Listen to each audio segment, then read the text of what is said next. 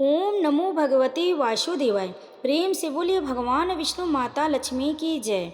आप सभी भक्तों का हमारे चैनल दिव्य कथा कहानी में बहुत बहुत स्वागत है। भक्तों, आज आप इस वीडियो में सुनेंगे आषाढ़ माह में श्रीमद् भागवत गीता महात्म्य की कथा अध्याय 9, जिसे आप अवश्य सुने। भक्तों, भगवान श्री विष्णु कहते हैं कि जो भी इस अध्याय को श्रवण करता है उसके सभी पाप नष्ट हो जाते और वह बैकुंठ लोक में स्थान प्राप्त करता है।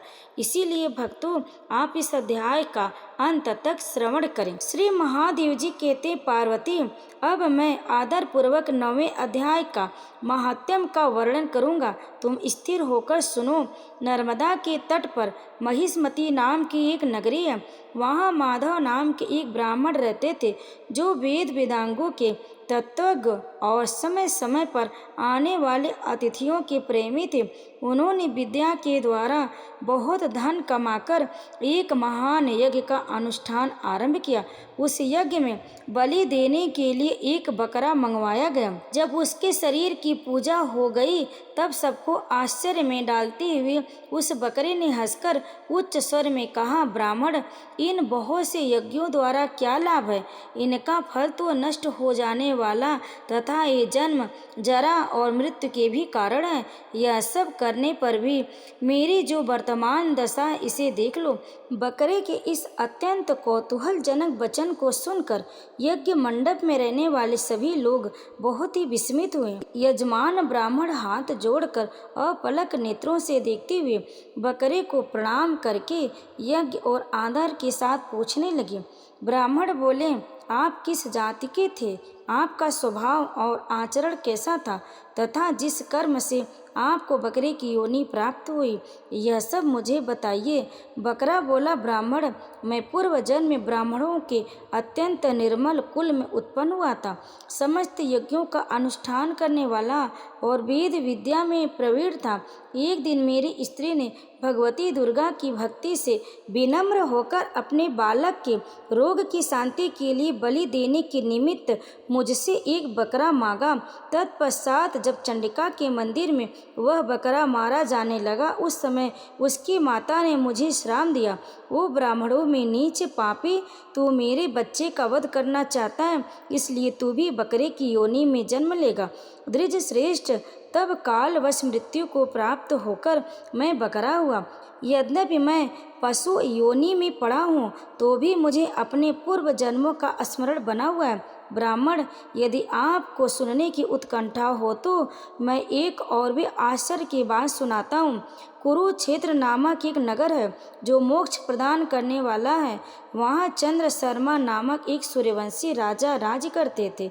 एक समय जब सूर्य ग्रहण लगा था, राजा ने बड़ी श्रद्धा के साथ काल पुरुष का दान करने की तैयारी की। उन्होंने वेद वेदांगों के पारगामी एक विद्वान ब्राह्मण को बुलवाया और पुरोहित के साथ वे तीर्थ के पावन जल से स्नान करने को चले और 2 वस्त्र धारण किए। फिर पवित्र और प्रसन्न चित्त होकर उन्होंने श्वेत चंदन लगाया और बगल में खड़े हुए पुरोहित का हाथ पकड़कर तत्कालोचित मनुष्यों से घिरे हुए अपने स्थान पर लौट आए। आने पर राजा ने यथोचित विधि से भक्तिपूर्वक ब्राह्मण को काल पुरुष का दान किया। तब काल पुरुष का हृदय चीर कर उसमें से एक पापात्मा चांडाल प्रकट हुआ। फिर थोड़ी देर के बाद निंदा भी चांडाली का रूप धारण करके काल पुरुष के शरीर से निकली और ब्राह्मण के पास आ गई। इस प्रकार चांडालों की वह जोड़ी आंखें लाल किए निकली और ब्राह्मण के शरीर में हठात प्रवेश करने लगे। ब्राह्मण मन ही मन गीता के 9वें अध्याय का जप करते थे और राजा चुपचाप यह सब कौतुक देखने लगे।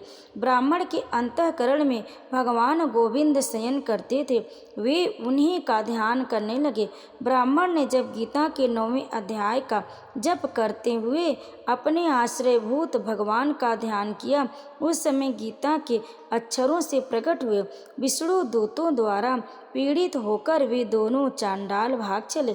उनका उद्योग निष्फल हो गया।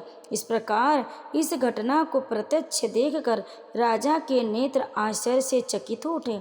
उन्होंने ब्राह्मण से पूछा, विप्रवर, इस भयंकर आपत्ति को आपने कैसे पार किया? आप किस मंत्र का जप तथा किस देवता का स्मरण कर रहे थे? वह पुरुष तथा स्त्री कौन थी? वे दोनों कैसे उपस्थित हुए? फिर वे शांत कैसे हो गए? यह सब मुझे बताइए। ब्राह्मण ने कहा, राजन, चांडाल का रूप धारण करके भयंकर पाप ही प्रकट हुआ था तथा वह स्त्री निंदा की साक्षात मूर्ति थी। मैं इन दोनों को ऐसा ही समझता हूँ। उस समय मैं गीता के 9वें अध्याय के मंत्रों की माला जपता था। उसी का महात्म्य है कि सारा संकट दूर हो गया। महीपति, मैं नित्य ही गीता के 9वें अध्याय का जप करता हूँ। उसी के प्रभाव से प्रतिग्रह जनित आपत्तियों के पार हो सकता हूँ। यह सुनकर राजा ने उसी ब्राह्मण से गीता के 9वें अध्याय का अभ्यास किया। फिर वे दोनों ही परम शांति मोक्ष को प्राप्त हुए। यह कथा सुनकर ब्राह्मण ने बकरे को बंधन से मुक्त कर दिया और गीता के 9वें अध्याय के अभ्यास से परम गति को प्राप्त हुआ। तो प्रेम से बोलिए जय श्री हरि। भक्तों, इस कथा को अंत तक श्रवण करने के लिए आप सभी भक्तों का बहुत बहुत धन्यवाद। अगर आपको यह कथा पसंद आई तो वीडियो को लाइक ज़रूर करें, शेयर करें और कमेंट में जय श्री हरि लिखकर हमारे चैनल दिव्य कथा कहानी को सब्सक्राइब जरूर कर लें। आप सभी भक्तों पर भगवान श्री हरि कृपा सदैव बनी रहे। जय श्री कृष्ण। राधे राधे।